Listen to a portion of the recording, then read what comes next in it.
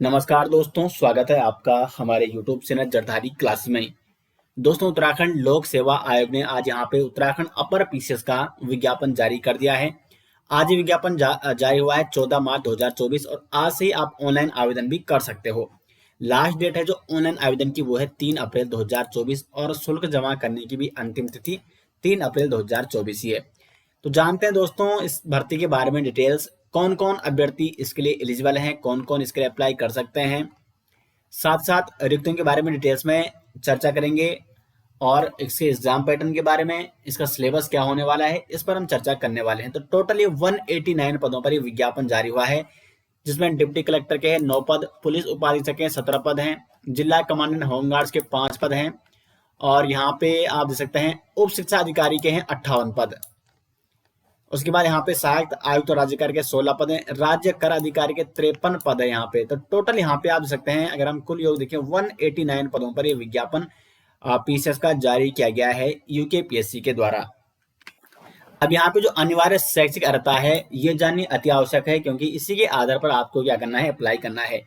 तो उपयुक्त तालिका के क्रम संख्या 1, 2, 3, 4, 5, 6, 7, 10, 11, 12 एवं 13 में जो उल्लेखित पद हैं ये यहाँ पे तालिका दी गई है।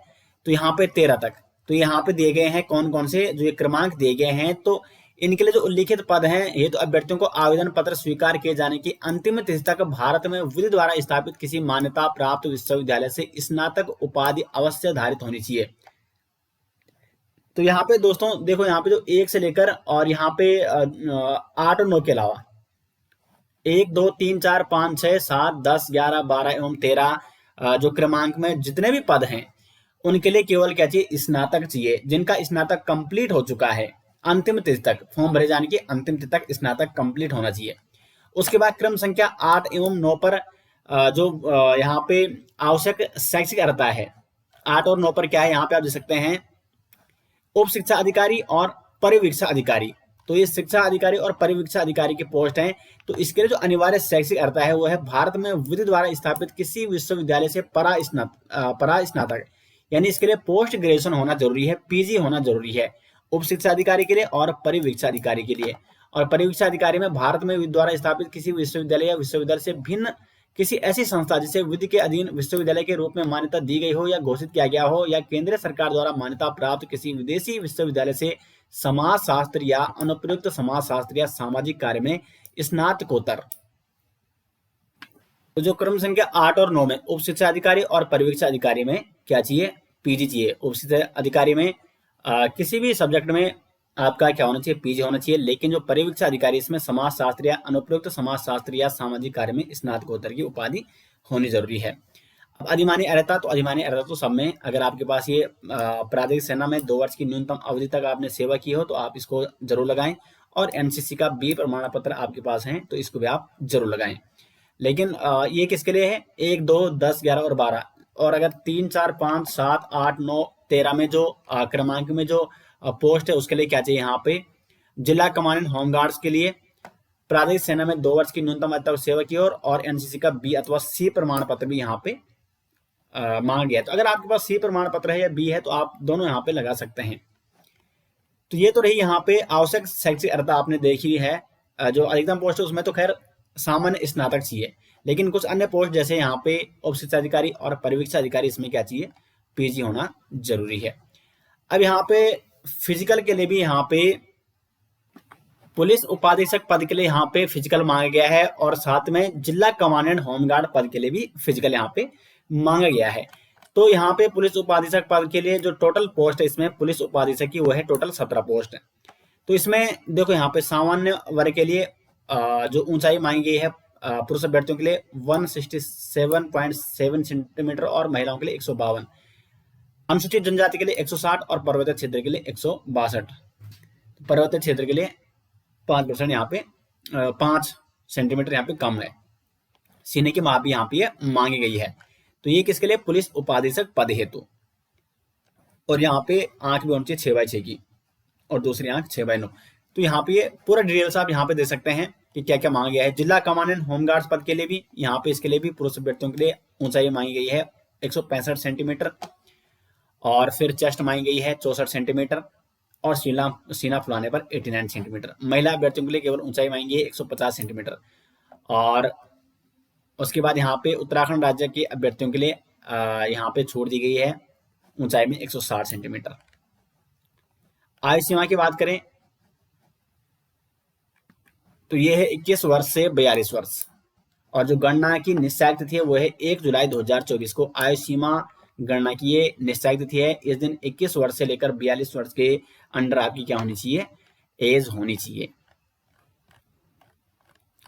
अब यहाँ पे एग्जाम पैटर्न और सिलेबस के बारे में अगर हम डिटेल्स में चर्चा करें, देखो ऑनलाइन आवेदन आप आज से ही कर सकते हैं, ठीक है। आप ऑफिशियल वेबसाइट में जाके ऑनलाइन आवेदन कर सकते हैं। शुल्क की बात कर लेते हैं यहाँ पे, तो जनरल अभ्यर्थियों को 172, अन्य पिछड़ा वर्ग के लिए भी 172 है, अनुसूचित जाति और अनुसूचित जनजाति के लिए 82 रुपए है, ईडब्ल्यूएस के लिए है 172, दिव्यांगजन 22 रुपए, और अनाथ बच्चों जो अनाथ वर्ग में आते हैं उन्हें कोई भी शुल्क यहाँ पे उन्हें देना नहीं पड़ेगा।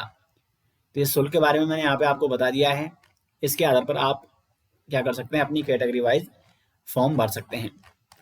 अब यहाँ पे नीचे बढ़ते हैं, तो ये रहा इसका एग्जाम पैटर्न। अब एग्जाम पैटर्न क्या होने वाला है, तो उत्तराखंड सम्मिलित राज्य प्रवर अधीनस्थ सेवा परीक्षा 2024 हेतु परीक्षा योजना।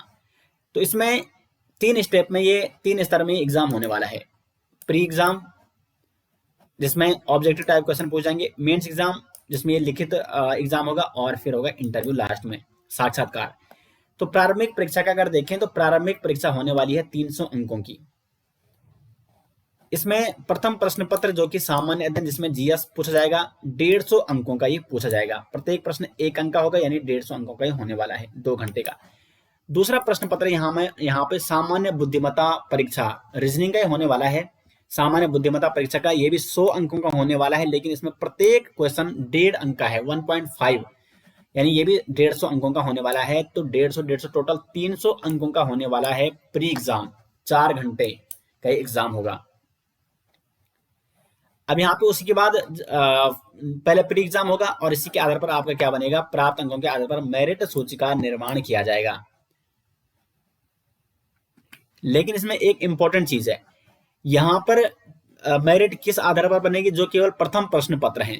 प्रथम प्रश्न पत्र का मतलब जीएस के अंकों के आधार पर आपकी मेरिट बनेगी। जो यहाँ पे ये सामान्य बुद्धिमत्ता परीक्षा है 100 नंबर का, 150 अंकों का, ये आपको केवल क्वालिफाई करना है, यानी न्यूनतम 33% अंक प्राप्त करना आपके लिए अनिवार्य है इसमें।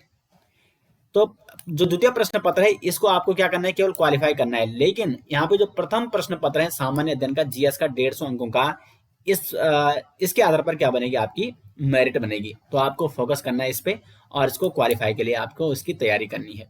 फिर जो प्रथम प्रश्न पत्र है 150 अंकों का, उसके आधार पर मेरिट बनेगी, और फिर वही अभ्यर्थी मेंस एग्जाम देंगे। मेंस एग्जाम में क्या होगा, तो सामान्य हिंदी होगी, 3 घंटे का एग्जाम है 150 अंकों का।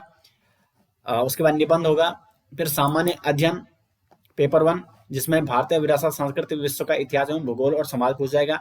सामान्य अध्ययन पेपर 2 जिसमें शासन व्यवस्था, संविधान, शासन प्रणाली, सामाजिक न्याय तथा अंतर्राष्ट्रीय संबंध। और इसमें कुल मिला के इसमें 8 पेपर ही होने वाले हैं।